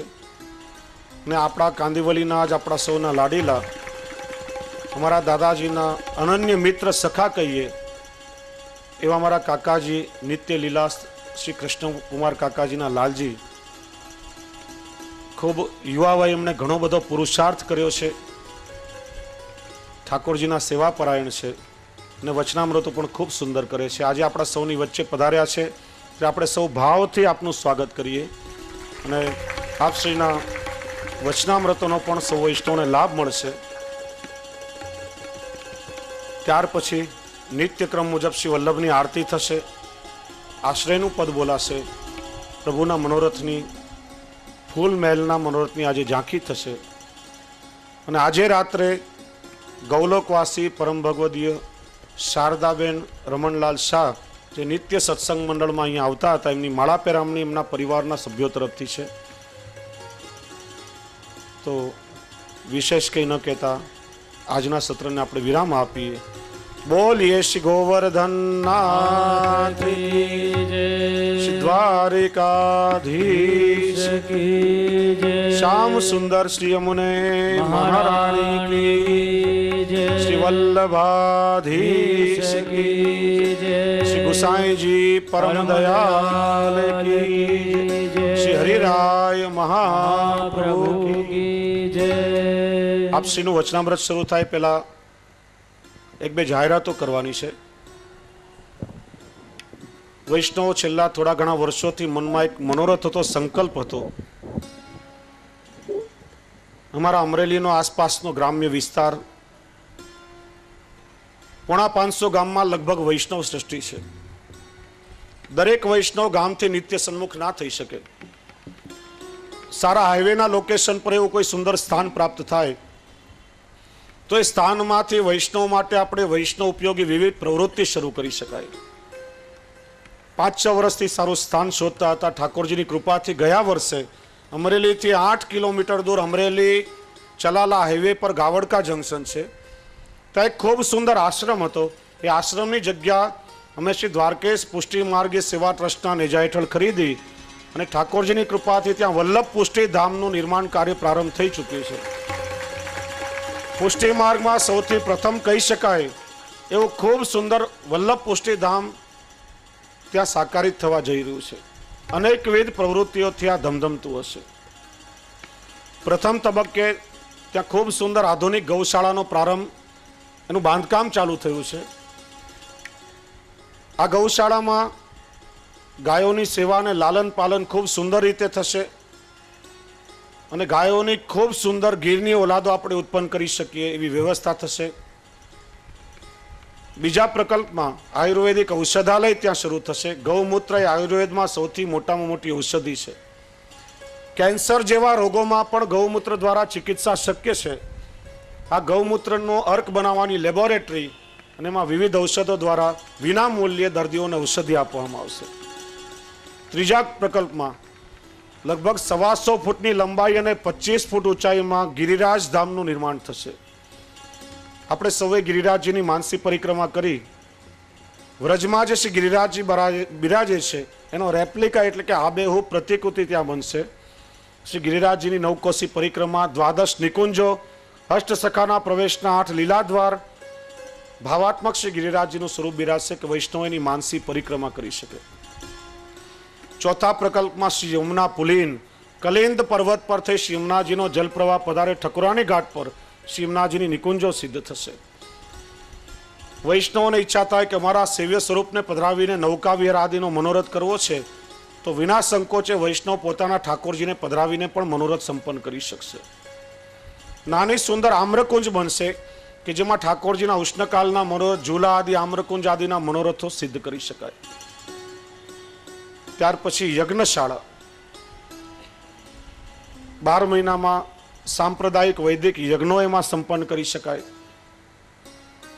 પુસ્તકાલય, આજે આપણા બાળકોને સૌથી વધારેમાં વધારે આવશ્યકતા હોય તો આ પુસ્તકોનું વાંચન આદિ કરવાની છે. આજે ઘરમાં આપણે પુસ્તક સાચવતા નથી. ખૂબ સુંદર લાઇબ્રેરી બનશે જેમાં પ્રાચીનથી આધુનિકતા લઈને દરેક પુસ્તકોનો સમન્વય થશે અને ભવિષ્યમાં કોમ્પ્યુટર, ઇન્ટરનેટના માધ્યમથી ઇલેક્ટ્રોનિક લાઇબ્રેરી બનાવવાનો પ્રકલ્પ છે કે જેમાં કોમ્પ્યુટરના માધ્યમથી પુષ્ટિ માર્ગ પર કોઈને સંશોધન કરવું હોય તો થઈ શકે. એની સાથે સ્વમાર્ગીય ભાષામાં આપણે જેને મંડાણ કહીએ છીએ અને મર્યાદા ભાષામાં જેને આપણે અન્ન ક્ષેત્ર કહીએ છીએ. આવનાર પ્રત્યેક વૈષ્ણવ મુલાકાતીઓ ત્યાં વિના મૂલ્યે મહાપ્રસાદ લઈ શકે. મર્યાદી વૈષ્ણવ દ્વારા સામગ્રી સિદ્ધ થશે. ઠાકોરજીને ભોગ ધરીને પ્રત્યેક વૈષ્ણવનું મહાપ્રસાદથી સમાધાન થશે. એની સાથે આપની સાથે કોઈ નાના બાળકો આવ્યા હોય તો બાળકોને કંટાળો આવે, બાળકોને રમવા માટે ખૂબ સુંદર બાલવાટિકા બનશે, એમાં રમત ગમતના સાધનો બનશે. એની સાથે ભક્તિવર્ધિની મોબાઈલ વાન. ગ્રામ્ય વિસ્તારોમાં ઘરમાં સેવા બિરાજતી હોય ત્યારે ઠાકોરજીના વસ્ત્ર, આભૂષણો, અત્તર, કંઠી, ચરણામૃત આ બધું સાહિત્ય લેવા અમરેલી, રાજકોટ કે જુનાગઢ જેવા શહેરોમાં જવું પડે છે. ત્યારે આ ભક્તિવર્ધિની મોબાઈલ વાન દ્વારા જે ગામમાં અમે પ્રવાસમાં જશું અમારી સાથે વાન આવશે. વૈષ્ણવોને ચરણામૃત, કંઠી, યમુનાજીના લોટીજી, સ્વરૂપ, જાપીજી, આભરણ, વસ્ત્ર, અત્તર આદિ પડતર કિંમતે ઘેર બેઠા મળી શકે. આ ભક્તિવર્ધિની મોબાઈલ વાન સંપ્રદાયના પુસ્તકો, ગ્રંથો, ઓડિયો, વિડીયો, કેસેટ, સીડીઓ આ બધું જ એમાં પ્રાપ્ત થશે. અને એની સાથે એમ્બ્યુલન્સની પણ વ્યવસ્થા કે આસપાસ રહેતા કોઈ પણ દર્દીઓને હોસ્પિટલથી ઘર સુધી વિના મૂલ્યે સેવા આપી શકાય. તો પુષ્ટિ માર્ગનો આ રીતે સૌથી પ્રથમ પ્રકલ્પ ત્યાં પ્રારંભ થવા જઈ રહ્યો છે. અને માટે આપ સૌ વૈષ્ણવનો સાથ અને સહકાર આવશ્યક છે. એની માર્ગદર્શક પત્રિકા પણ અહીંયા કાર્યાલયમાં આપને મળી શકશે. એ વાંચી અને આપ સૌ વૈષ્ણવ પોતાનો સહકાર એમાં આપી શકો કે જેનાથી જલ્દીથી જલ્દી આપ વૈષ્ણવ માટે આ વલ્લભ પુષ્ટિધામ ખુલ્લું મૂકી શકાય. અને મહત્વની વાત રહી ગઈ કે આ વલ્લભ પુષ્ટિધામમાં શ્રી મહાપ્રભુજીના 84 બેઠકજીનો પણ સમન્વય કરવામાં આવ્યો છે. જ્યાં જેવા શ્રી મહાપ્રભુજીના બેઠકજી છે, જ્યાં જે ચરિત્ર થયું હતું, મોડલના રૂપમાં 84 બેઠકજીની પણ એમાં ઝાંખી કરાવવામાં આવશે. અને દુનિયાનું એકમાત્ર વલ્લભ ચરણરજ મંદિર એમાં બનશે. શ્રી મહાપ્રભુજી લઈ અમારા તાજી મહારાજ સુધીના દરેક આચાર્યોના ચરણ પાદુકા, શ્રી મહાપ્રભુજીનું સ્વરૂપ અને ચિહ્નોવાળા સુંદર ચરણારવિંદ 84 બેઠકજીની રજ પધરાવીને એમાં સ્થાપિત થશે. અને રમણરેતી બિછાવવામાં આવશે કે વૈષ્ણવોને વલ્લભ ચરણરજમાં આળોટવાનું સૌભાગ્ય પ્રાપ્ત થાય. શ્રી મહાપ્રભુજીનું એક નામ છે સર્વોત્તમજીમાં છેલ્લું, અશેષ ભક્ત સંપ્રાર્થ્ય ચરણાબ્જ રજો ધન. વલ્લભની ચરણ રજ એ આપણા સૌની ધન છે. તો આ રીતે વલ્લભ પુષ્ટિધામમાં આપ સૌ આપનો સહકાર આપી શકો છો. બીજી આનંદની વાત, છેલ્લા 6 વર્ષથી મ્યુનિસિપાલિટીમાં પ્લાન પાસ કરાવવા આદિની ક્રિયાઓ થતી હતી, પણ શ્રી દ્વારકાધીશ પ્રભુની કૃપાથી બધું કાર્ય સંપન્ન થયું છે. આપ જ્યાં અત્યારે બેઠા છો, થોડા સમયમાં જ એ સ્થાનમાં ખૂબ સુંદર સત્સંગ હોલનું નિર્માણ થવા માટે જઈ રહ્યું છે. કારણ કે કાંદિવલી એ ગોકુલ છે, હજારો વૈષ્ણવો દ્વારકાધીશ પ્રભુના દર્શનાર્થે આવે. આ વરસાદની સિઝનમાં કેટલી બધી અગવડતા પડે, પતરા દર વર્ષે નાખીએ, લાખો રૂપિયાનું ભાડું ચૂકવવું પડે છે, આ મંડપનો ખર્ચ કરવો પડે. એ પતરામાંથી પણ પાણીની જલની ધારાઓ ક્યાંય ક્યાંયથી થતી જ હોય છે. અનેક વખત વૈષ્ણવોને અગવડતાનો અહીંયા સામનો કરવો પડ્યો છે. જ્યારે કાયમ માટે આ બધી માથાકૂટ દૂર થાય અને વૈષ્ણવો દરરોજ બેસીને શાંતિથી અહીંયા સત્સંગ કરી શકે, આ ગિરિરાજજીનો પણ ખૂબ સુંદર જીર્ણોદ્ધાર થશે કે જેમાં નવકોશી પરિક્રમાના ભાવાત્મક સ્થળો બનશે અને ખૂબ સુંદર સત્સંગ હોલનું નિર્માણ થશે જ્યાં નિત્ય વૈષ્ણવ સત્સંગ કરી શકે. અને સાથે સાથે આપણે ત્યાં અહીંયા ખૂબ સુંદર ગૌશાળા છે જેમાં 22 ગાયો અત્યારે બિરાજે છે. સ્થાન સંકોચ હોવાના કારણે, કારણ કે ગાયોને બહાર ચરવા લઈએ તો મ્યુનિસિપાલિટી વાળા પકડી જાય, સ્થાન સંકોચના કારણે અગવડતા પણ પડે છે. ત્યારે આ ગાયોની ગૌશાળાનો પણ જીર્ણોદ્ધાર કરવાનો છે. ખૂબ આધુનિક સુંદર ગૌશાળા બનાવી અને સેવકોને રહેવા માટે ઉપર સર્વેન્ટ ક્વાર્ટર પણ બનશે. તો આ ભગવત કાર્ય માટે પણ આપ સૌ વૈષ્ણવનો સાથ અને સહકાર આવશ્યક છે. એનું માર્ગદર્શન કાર્યાલયમાંથી આપ સૌને મળી જશે. બોલીએ શ્રી દ્વારિકાધીશ. આપણે સૌ વચનામૃતોનું શ્રવણ કરીએ. દેશી મદન મોહનમ. મંચ પર ઉપસ્થિત કાકાજી એवं દાદાભાઈ એवं આપ સર્વે વલ્લભીય વૈષ્ણવો, શિક્ષાપત્ર એક એવો અમૂલ્ય ગ્રંથ છે જેની જેટલી સરાહના અને ગુણાનુવાદ થાય એટલું ઓછું છે. પરંતુ આજે આ ગ્રંથની આપણા સ્વગ્રહમાં સ્થિતિ શું છે? કામેથી થાકેલા, ઘરકામથી થાકેલા વૈષ્ણવો ભેગા થાય અને ઊંઘ આંખમાં ભરાયેલી હોય ત્યારે શિક્ષાપત્ર ગ્રંથ આપણા ઘરોમાં ખુલે છે રાત્રિના સમયમાં. અને ત્યારે આ ગ્રંથ ખોલીને આપણે આનું વાંચન કરીએ છીએ. એમાં અડધું પણ સમજાતું હોય એવું મને લાગતું નથી, પરંતુ આ ગ્રંથની આવી સ્થિતિ આપણે કરી નાખી છે. જ્યારે કે વસ્તુ એ હોવી જોઈએ કે ઠાકોરજીનો અનવસર કાળ જ્યારે હોય, સવારના જેને ત્યાં અષ્ટયામની સેવા હોય તેને ત્યાંની તો વાત જ અલગ છે, પરંતુ જો ન હોય તો જ્યારે ઠાકોરજીના શયન થઈ જાય, પોઢી જાય, ત્યારે તરત જ આ ગ્રંથ લઈને અને આપણે વાંચન શરૂ કરવો જોઈએ. આ પ્રકાર આપણે ઘરમાં રાખવો જોઈએ. આંખોમાં ઊંઘ હોય અને ત્યારે તમે ગ્રંથ ખોલો અને પછી સમજાય નહીં, પછી આપણને આપણા સંશયો જે છે એનાથી મુક્તિ મળતી જ નથી. કહે છે કે શિક્ષાપત્ર એકમાત્ર એવો ગ્રંથ છે કે જેમાં મનમાં કંઈ બી સંશય હોય અને તમે પાનું ખોલો એટલે તરત એના સંબંધિત જ શ્લોક સામે દેખાય અને આપણું સંશય દૂર થઈ જાય. પરંતુ જ્યારે આંખમાં ઊંઘ હોય અને પાનું ખોલો તો પછી કયો સંશય દૂર થશે? સંશય વધશે. આપણી સૌથી મોટી કચાશ અગર હોય તો આપણા સ્નેહની છે, આપણા પ્રેમની છે. આપણને સંશયોનો વટવૃક્ષ આપણા જીવનમાં ઊભો થઈ ગયો છે. આટલા બધા સુંદર ગ્રંથો હોવા છતાં બી વલ્લભકુલ આચાર્યોના સાનિધ્યમાં આપણે રહીએ છીએ, છતાં બી સંશયનો વટવૃક્ષ ઊભો થઈ ગયો છે. એનું કારણ શું? એનું મૂળ કારણ છે કે આપણા સ્નેહની કમી છે. ગોકુલનાથજી સમજાવે છે કે સ્નેહ કેટલા પ્રકારના. આપણને એમ થાય કે સ્નેહ એક જ પ્રકારનો હોય, એક લૌકિક સ્નેહ અને એક અલૌકિક સ્નેહ. આપણને એ જ ખ્યાલ છે, પરંતુ ગોકુલનાથજી સમજાવે છે કે સ્નેહના 4 પ્રકાર. પહેલો પ્રકાર વિષયી સ્નેહ, બીજો પ્રકાર સહજ સ્નેહ, ત્રીજો પ્રકાર મહાત્મ્યયી સ્નેહ અને ચોથો પ્રકાર આરૂઢ સ્નેહ. વિષયી સ્નેહ એ છે કે જે આપણે સર્વેને છે. આપણને કંઈક સ્વાર્થ હોય અને આપણે ગુરુ સન્મુખ થઈએ, આપણે ઠાકોરજીના સન્મુખ થઈએ, એનું નામ વિષયી સ્નેહ પ્રગટ થયું કહેવાય.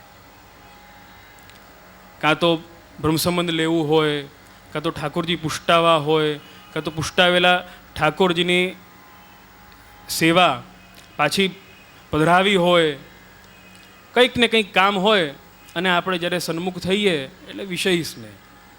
બીજો સહજ સ્નેહ. સહજ સ્નેહ એટલે એ સ્નેહ છે કે તમે નવરા હોય, કોઈ કામ ન હોય ત્યારે તમને ઓચિંતાના ઠાકોરજીની યાદ આવી જાય, આપણી વૈષ્ણવતાની યાદ આવી જાય, ત્યારે એ સહજ સ્નેહ ઉત્પન્ન થયો કહેવાય. ત્રીજો મહાત્મ્યયી સ્નેહ. મહાત્મ્યયી સ્નેહ એ છે કે જેમાં આપણે પ્રભુનું મહાત્મ્ય જાણીએ. જેમ આપ સર્વે અહીંયા એકત્ર થયા છો, પ્રભુનું સ્વરૂપ, પ્રભુ સંબંધિત ભાવનું સ્વરૂપ જાણવા, અને એના એ સાંભળીને અને પછી જે સ્નેહ ઉત્પન્ન થાય એને મહાત્મ્યયી સ્નેહ કહે. ચોથો છે આરૂઢ સ્નેહ. આરૂઢ સ્નેહ ક્યારે ઉત્પન્ન થાય? જ્યારે પ્રભુ કૃપા કરે. મહાત્મ્ય જાણ્યા બાદ જ્યારે જીવ સેવા કરે છે, સેવામાં પ્રવૃત્ત થાય છે, ત્યારે એને આરૂઢ સ્નેહની પ્રાપ્તિ થાય છે. જે ગોપીજનોને થયો એ સ્નેહની પ્રાપ્તિ થાય છે. આજે આપણી આગળ કેવલ 2 સ્નેહ રહી ગયા છે, વિષયી સ્નેહ અને સહજ સ્નેહ. જ્યારે બી કોઈ કામ હોય, કંઈ સ્વાર્થ હોય, ત્યારે આપણે સન્મુખ થઈએ, આજ્ઞા કંઈ લઈએ.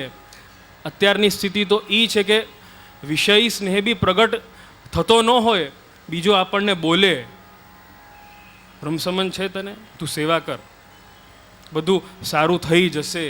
કોઈ એમ કે બધું સારું થઈ ગયું એટલે બસ આપણે સેવા પ્રારંભ કરીએ. હવે સેવા અગર પ્રારંભ કરવી હોય તો ક્યાં જવાનું? વલ્લભકુલ બાલકની પાસે જવાનું.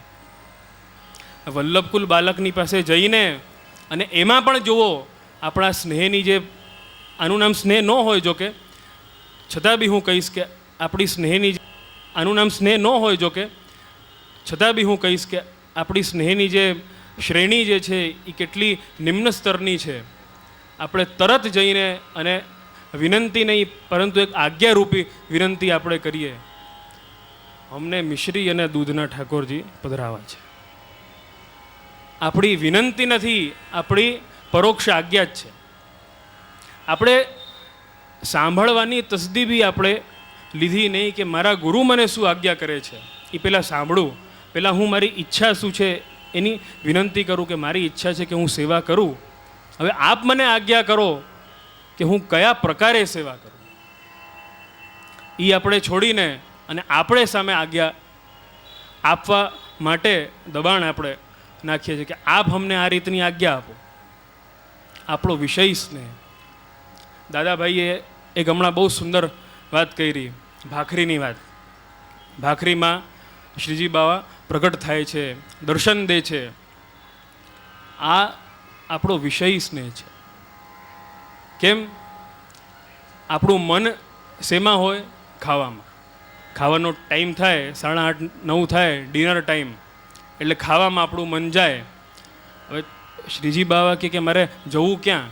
સવારના સૂએ, બપોર ના ખાય, પાછો સૂઈ જાય, પાછો બહાર જાય, પાછો ખાય, તો મારે ક્યાં જવું? આની ઊંઘ પણ એવી છે ભયંકર કે આને તો સપના પણ ન આવે, સપનામાં પણ હું તો ન આવી શકું. તો પછી ક્યાં જાઉં? ભાખરીમાં જવું પડે. પછી દર્શન દેવા હોય તો પછી ભાખરીમાં પ્રગટ થવું પડે. એના સંદર્ભની જે એક વાત કહું આપને. એક બેન હતા, આ રીતે જેમ ભાખરીનો પ્રકાર જેમ ચાલુ થયો એમ જ એક બેન એકવાર ભાખરી રાંધી રહ્યા હતા દીકરાની માટે. દીકરો થાળી લઈને બેઠો હતો. દીકરાને ભાખરી બહુ પ્રિય હતી, બહુ ભાવતી. બેને ભાખરી બનાવી, ભાખરી સુંદર રીતે શેકાઈ ગઈ અને બેને ઉપાડીને ભાખરી દીકરાની થાળીમાં મૂકી. બેન બહુ સસ્પિશિયસ, બહુ શંકાસ્પદ હતા. આ બધા ભાખરીના પ્રસંગો સાંભળીને અને બહુ પ્રેરાયા હતા કે મારે ત્યાં બી ચોક્કસ ભાખરીમાં શ્રીનાથજી દર્શન આપશે જ. પ્રેરાયા હતા. એટલે ભાખરીને જોવે, રોજ જોવે. એક દાડો એ ક્ષણે એ જે ભાખરી બની હતી એમાં સાચે શ્રીજી બાવા ચિત્રિત થઈ ગયા, પ્રગટ થઈ ગયા. અને હજુ તો ભાખરી જોવે, રોજ એ જોવે એટલે બહુ સહજતાથી કે ભાઈ હવે હું તો રોજ જોઉં છું, પણ તો બી શંકાળું, સ્વભાવ શંકાળું. એટલે ભાખરી એની થાળીમાં મૂકી. છોકરાને બહુ પ્રિય હતી. મૂકતા આવે તો છોકરો ભાખરી ખાઈ ગયો. અને એમાં હકીકતમાં શ્રીજી બાવા. હવે ઓલા બેનને બહુ દુઃખ થયું, ખીજાણા ખૂબ. એને આ શું કર્યું, આમ તેમ સમજો નહીં ઓલો તો કે શું થયું. પછી બેનનું બધું કામ થયું, બેન સૂઈ ગયા. બેન સૂઈ ગયા. શંકાળુ સ્વભાવ હતો અને બહુ તાપ બી થયો કે ભાઈ આજે શ્રીજી બાવા પ્રગટ થયા પણ દર્શન બરાબર આપ્યા નહીં. શંકાળુ સ્વભાવ. પછી રાત્રે સૂએ તો ત્યાં જુએ છે કે સ્વપ્નમાં શ્રીજી બાવા સ્વયં ઠાળા છે. કહે છે કે હું તારા દીકરા ઉપર બહુ પ્રસન્ન થયો. તો બેનને તો આશ્ચર્ય થાય છે કે આપ મારી ઉપર આજ સુધી પ્રસન્ન થયા નથી, મને આજ સુધી કોઈ સ્વાનુભાવ નથી થયો, પણ મારા દીકરાએ આપની ચિત્રિત ભાખરી ખાઈ લીધી એમાં આપ પ્રસન્ન કેમ થઈ ગયા?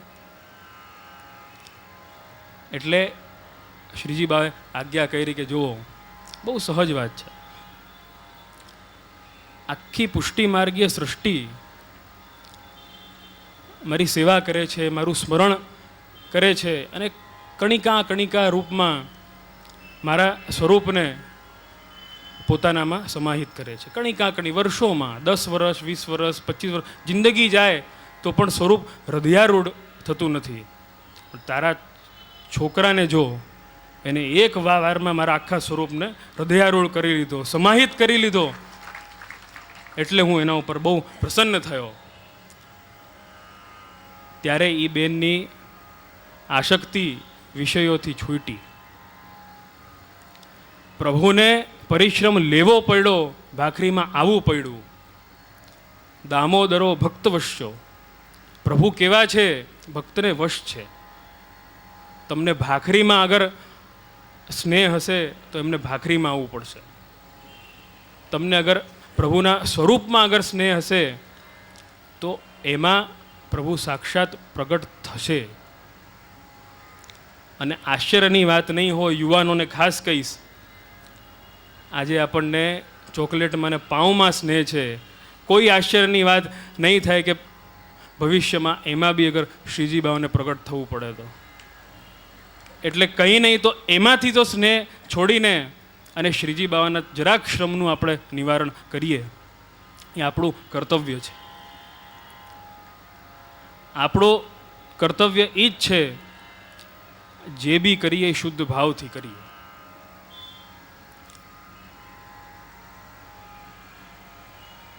શિક્ષા પત્રમાં જ પહેલું જે પત્ર છે એમાં છેલ્લા શ્લોકમાં જ આનું નિરૂપણ છે કે જે કંઈ બી વૈષ્ણવો કરે શુદ્ધ ભાવથી કરે. સર્વથા શુદ્ધ ભાવાનામ સર્વ વસ્તુનામ કૃપાલુ સર્વમ શ્રી વલ્લભાચાર્ય પ્રસાદેન ભવિષ્યતિ. વૈષ્ણવો જે બી કંઈ કરે એ શુદ્ધ ભાવથી કરે. વૈષ્ણવોની સેવા કરે તો શુદ્ધ ભાવથી કરે. પરંતુ આ શુદ્ધ ભાવ આવે ક્યાંથી? સંશય અહીંયા એ ઊભો થાય છે કે આ શુદ્ધ ભાવ આવે ક્યાંથી? ત્યારે કે છે સર્વમ શ્રી વલ્લભાચાર્ય પ્રસાદેન ભવિષ્યતિ. બધું શ્રી મહાપ્રભુજીની કૃપાથી સાર્થક થઈ શકશે, સાધક થઈ શકશે. પરંતુ હું આપને એક વાત હજુ કહીશ કે આપણા ઉપર મહાપ્રભુજીની આટલી બધી કૃપા છે, છતાં બી એ વસ્તુ કેમ સિદ્ધ નથી થતી? એનું કારણ મોટામાં મોટું છે આપણા ભાવનું ખંડન થવું. આજે અહીંયા આપણે સન્મુખમાં બેઠા છે, દાદાભાઈની જે કંઈ બી આજ્ઞા થઈ એ આપણે સાંભળી,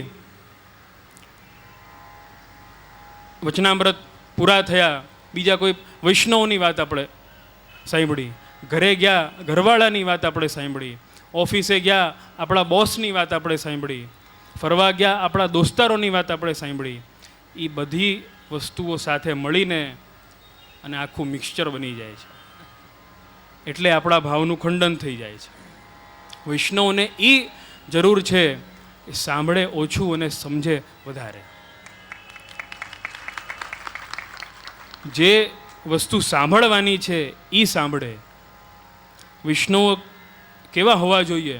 ગોકુલનાથજી કલ્યાણ ભટ્ટને આજ્ઞા કરી. કલ્યાણ ભટ્ટને જિજ્ઞાસા થઈ કે વૈષ્ણવના ભાવનું ખંડન કેમ થાય છે, એ આપ આજ્ઞા કરો. વૈષ્ણવનું ભાવ કેમ એક જેવું સ્થિર રહેતું નથી, એ આપ આજ્ઞા કરો. ગોકુલનાથજીએ બહુ મંદ સ્મિત આપીને આજ્ઞા કરી. વૈષ્ણવના ભાવનું ખંડન થવાનું કારણ એક જ છે, એમની અસાવધાનતા. વૈષ્ણવો અસાવધાન છે. જ્યારે પ્રભુની સેવામાં હોય ત્યારે બી અસાવધાન છે. જો એનો દાખલો તમે જુઓ કે સેવામાં તમે હો ક્યારેક ક્યારેક કોઈ વસ્તુ ભૂલી જાઓ છો. કેમ એવું થાય છે? કેમ કે અસાવધાની છે. સાવધાન રહ્યો સેવામાં તો ક્યારે બી એવું ન થાય. આપણી અસાવધાનીના ચિહ્નો છે બધા.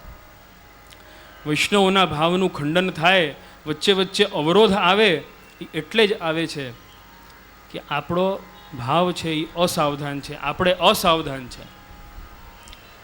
પ્રભુની જ્યારે વિપરીત લીલાઓ દેખાય, પ્રભુથી અધિક કોઈ દેખાય, ત્યારે આપણે એમાં આસક્ત થઈ જઈએ છીએ. જેમ આપણા હમણાં સંપ્રદાયમાં જ નહીં, સંપ્રદાયની બહારની છે એ તો વાત, છતાં બી કેટલા એવા બધા શાસ્ત્રીજીઓ છે કે જેમના દુસ્સાહસથી બ્રહ્મસંબંધ આપે છે, અને એ લોકોના દુસ્સાહસથી આપણે બધા વૈષ્ણવો ભ્રમિત થઈ રહ્યા છે. હકીકતમાં તો એક વાત કહું આપને, આપ સર્વે વલ્લભીય છો અને આપની સન્મુખમાં વલ્લભ છે. આપ વલ્લભીય એટલે જ છો કેમ કે વલ્લભ છે. વલ્લભીયને તો વલ્લભની આજ્ઞા સાંભળવી જોઈએ. વલ્લભીઓ ક્યાંય ઓર ભાગે તો એ વલ્લભીય ન કહેવાય, એ વૈષ્ણવો ન કહેવાય. વલ્લભીય તો એ જ છે કે જે વલ્લભની આજ્ઞા સાંભળે. મને બહુ આનંદ થયો, દાદાભાઈ આટલો શ્રમ લઈને અને આ આયોજન રાખ્યું છે, અતિ સુંદર વાત છે. હું તો એમ જ કહીશ કે આપણા સંપ્રદાયમાં આ પ્રકાર ચાલુ થવો જ જોઈએ કે આપણે આપણા ગુરુની આજ્ઞા આપણે સાંભળીએ. અન્યત્ર આપણે કેમ આપણે દોરીએ, અન્યત્ર આપણે કેમ ભાગીએ, અન્યનું કેમ આપણે સાંભળીએ. આપણા ગુરુ છે જે સર્વ સામર્થ્યયુક્ત છે, આપણે એમની આજ્ઞા કેમ ન સાંભળીએ. વલ્લભીય વલ્લભથી થયા છે, એમનો ભાવ ટકશે તો વલ્લભની આજ્ઞાઓથી ટકશે, વૈષ્ણવોના સત્સંગથી ટકશે. પરંતુ એમાં બી એક કાળજી રાખવાની બહુ મોટી જરૂર છે આપણને. વૈષ્ણવોમાં જ્યારે આપસમાં બી જ્યારે સત્સંગ થતા હોય છે ત્યારે પ્રકાર ટોળાઓનો ચાલુ ન થઈ જવો જોઈએ કે એક જણને ત્યાં સત્સંગ થાય એટલે બધા ટોળાઓ ભેગા થઈ જાય. નહીં, સમકક્ષ અને સંભાવી જે જીવો હોય એ ગુરુની આજ્ઞા લઈને અને સત્સંગ કરે ત્યારે એમને આ માર્ગ સાધ્ય બનશે. નવરત્નમાં આજ્ઞા છે, આપ જુઓ, આપ નિવેદનમ તું સ્મર્તવ્યમ સર્વથા તાદ્રશયુજનૈ. એ આજ્ઞાનું તાત્પર્ય શું કે વૈષ્ણવો જ્યારે ભેગા થાય ત્યારે નિવેદનનું સ્મરણ કરે કે હું સમર્પિત જીવ છું, એનું સ્મરણ કરે, પોતાના સ્વાનુભાવ જે થયા છે એનું આદાન પ્રદાન કરે, એને એક્સચેન્જ કરે. પરંતુ આપણી સ્થિતિ એ છે કે આજે આપણે બધા વૈષ્ણવો આપસમાં શીખવાડવા મંડી ગયા છે. આપણી પરિસ્થિતિ એ ઊભી થઈ ગઈ છે જ્યારે કે આચાર્ય ચરણની આજ્ઞા છે સેવા કૃતે ગુરોર આજ્ઞા. આપણે વૈષ્ણવને શીખવાડીએ છીએ. કાલે તો 11 છે, ફૂલ મંડળી થવી જ જોઈએ, તે ન કરી. આપણે શીખવાડીએ છીએ, અરે તમને શું ખબર કે ફૂલ મંડળી થવી જોઈએ કે ન થવી જોઈએ. એને એના ગુરુની સન્મુખમાં જઈને એમનાથી પૂછવા દો કે મારે ફૂલ મંડળી કરવી કે ન કરવી. એ આપણો મેટર જ નથી. આ ફૂલ મંડળી થઈ ગયા બાદ જે આનંદ થયો છે એ આપણા સમકક્ષ અને સંભાવી જીવો સાથે આદાન પ્રદાન જ્યારે એનું થાય ત્યારે સત્સંગની સાર્થકતા આવે. શીખવાનું ગુરુની પાસે હોય, શીખવાનું સત્સંગમાં ન આવે. સત્સંગમાં તો ભાવના આદાન પ્રદાન થાય. એટલે અહીંયા આટલું સુંદર આયોજન દાદાભાઈએ શ્રમ લઈને કર્યું છે. હું તો ફક્ત એક વાત કહીશ કે એની સાર્થકતા એ જ છે કે આપણે સર્વે શિક્ષાપત્રનો ગ્રંથ અને એનો એક શ્લોક નિત્ય વાંચનનું ક્રમ રાખીએ, અને એ બી ઊંઘમાં નહીં, જાગતી આંખોમાં. જાગતી આંખોમાં એ ખાસ કહીશ. આપશ્રી પણ જાગતી આંખોથી સમજાવે આપણને, તો આપણો બી ધર્મ શું બને કે જાગતી આંખોથી સાંભળીએ અને જાગતી આંખોમાં જ ગ્રંથનું અવલોકન કરીએ. રાતના જ્યારે ભર ઊંઘમાં આંખો ડૂબેલી હોય ને ત્યારે ગ્રંથ ખુલે તો આપનો પરિશ્રમ તો વ્યર્થ થઈ જાય. એવું દુસ્સાહસ આપણા વૈષ્ણવોએ ન કરવું જોઈએ. એટલે જાગતી આંખોમાં જ્યારે ગ્રંથનું વાંચન થશે ત્યારે જ એની સાર્થકતા રહેશે. અને વલ્લભની તો આજે એટલી બધી કૃપા છે કે દરેક સ્થળે વચનામૃત આદિનો ક્રમ ચાલુ જ છે. પરંતુ આપ સર્વે જો એને સાર્થક નહીં બનાવો, એનું અવલોકન કરીને અને એને જીવનમાં ઉતારીને, તો फिर तो वही बात हो जाएगी, तू है हर जाई तो अपना भी यही दौर सही, और नहीं और सही, और નહીં और સહી. તમે જ બધા અગર હરજાઈ થઈ ગયા તો ફિર અપના બી યહી દોર સહી.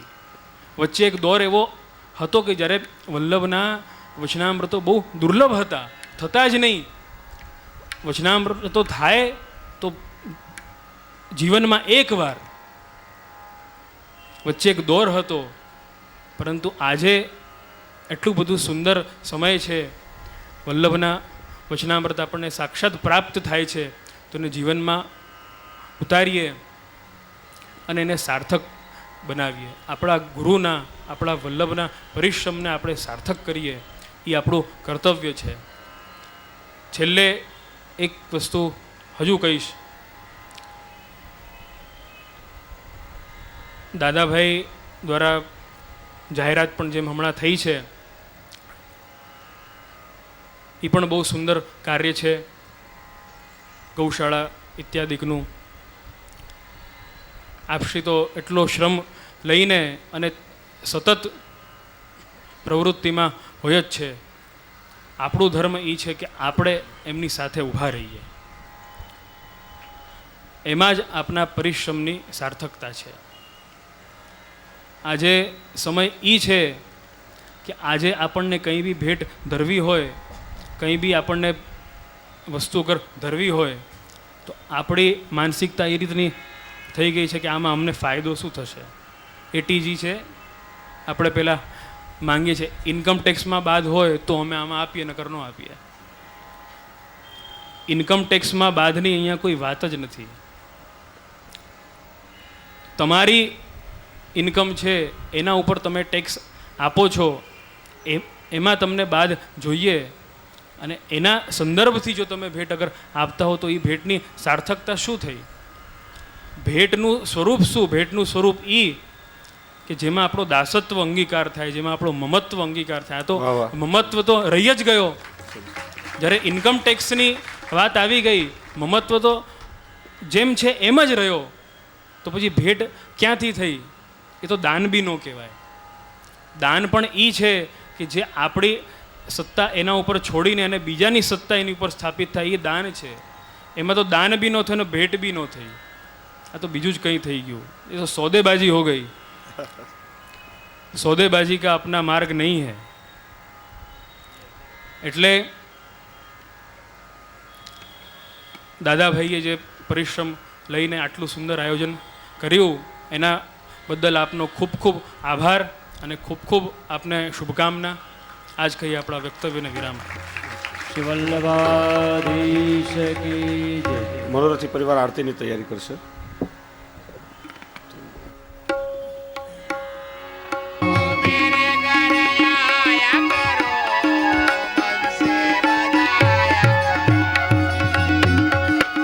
શ્યામ સુંદર વા મધુર મૂરત વા,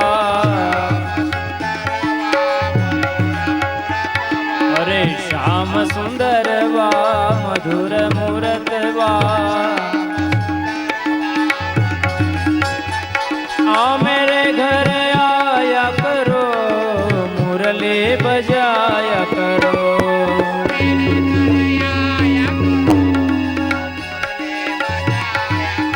आ मेरे घर आया करो, बंसी बजाया करो.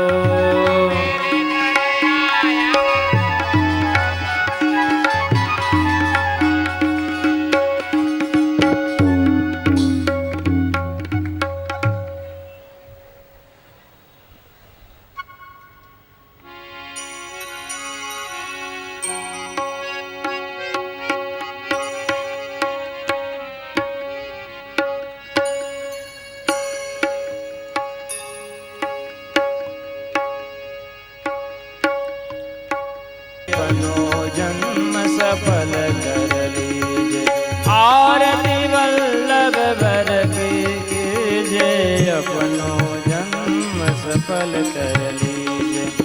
देवी जन के कारण आए, साथ श्री गोवर्धन नाथ को लाए।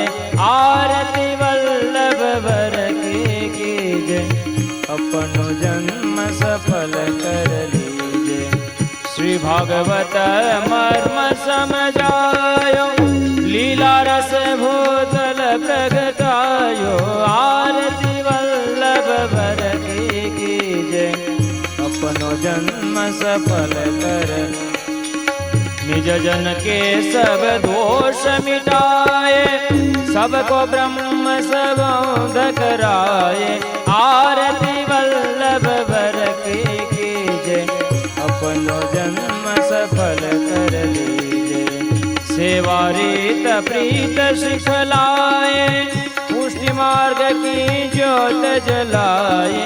आरती वल्लभ वर की कीजे, अपनो जन्म सफल कर लीजे। अब तो इतनी करुणा कीजे, वल्लभ अपनी शरण में लीजे। शरण में लीजे, शरण में लीजे। आरती वल्लभ वर की कीजे, अपनो जन्म सफल कर लीजे। आरती वल्लभ वर की कीजे, अपनो जन्म सफल कर लीजे।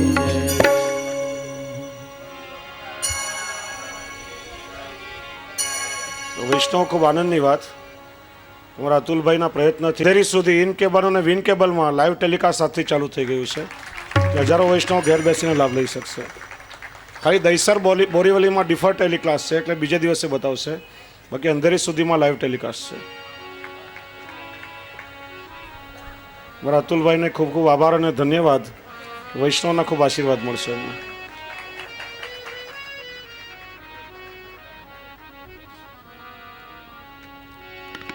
दृढ़येन चरणन केरो भरोसो, दृढ़येन चरणन केरो, दृढ़येन चरणन केरो भरोसो, दृढ़येन चरणन केरो भरोसो।